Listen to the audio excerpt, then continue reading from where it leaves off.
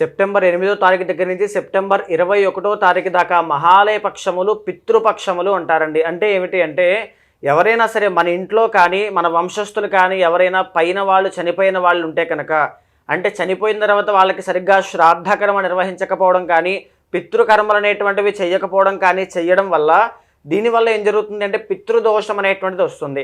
ఇది జాతకంలో ఉన్నప్పుడు ఏంటి అంటే వాళ్ళకి సంతానం కలగకపోవడం, ఆయుష్ అనేటువంటిది అర్ధాయుష్తో పుట్టి సూసైడ్స్ కానీ, లేకపోతే అకాల మరణములు, యాక్సిడెంట్లు ఇలాంటివి కావచ్చు, లేకపోతే వివాహం తొందరగా కాదు, జీవితంలో సెటిల్మెంట్ ఉండదు. అంటే 1, 2 కాదండి, అనేక రకాల సమస్యలు పితృదోషం వల్ల ఉంటాయి.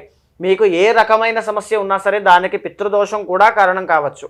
దాన్ని ఒక్కసారి మీరు గుర్తించండి. ఒకవేళ అలాంటి పితృదోషం ఉంది, మరి ఏం చేయాలి అనుకుంటే ఇది పర్ఫెక్ట్ టైం అండి. ఈ సమయంలో కనుక ఒకవేళ మీ వంశంలో ఉండేటువంటి పితృదేవతలు తాతయ్య గారో ముత్తాతయ్య గారో ఏ దశమి నాడు చనిపోయారు అనుకోండి, ఈ పక్షంలో వచ్చేటువంటి దశమి నాడు మీరు శ్రాద్ధకర్మ అనేటువంటిది చేయించండి. ఒకవేళ మాకు తిథి తెలియదు, ఏమీ తెలియదు, వంశస్థులందరికీ కూడా చేయాలి అనుకుంటే 21వ తారీఖు మహాలయ అమావాస్య అనేటువంటిది చాలా గొప్పది.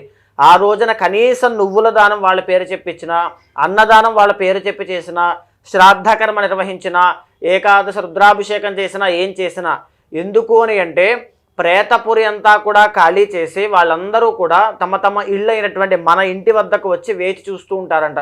నా అనుకున్న వాళ్ళు నాకు ఏదైనా చేసి పెడతారా అనేటువంటి ఉద్దేశంతో. మనం ఏమీ చేయలేదనుకోండి, శాపనార్థాలు విడిచిపెట్టి వెళ్తారు. ఒకవేళ మనం భక్తితో ఏదైనా వాళ్ళ మీద కృతజ్ఞతతో చేస్తే కనుక అమోఘమైనటువంటి వరాలన్నీ కూడా, ఆశీర్వచనములన్నీ కూడా ఇచ్చేసి వెళ్తారంట. సో తప్పకుండా ఈ 21వ తారీఖు లోపు మహాలయ పక్షాలన్నింటినీ కూడా సద్వినియోగం చేసుకోండి.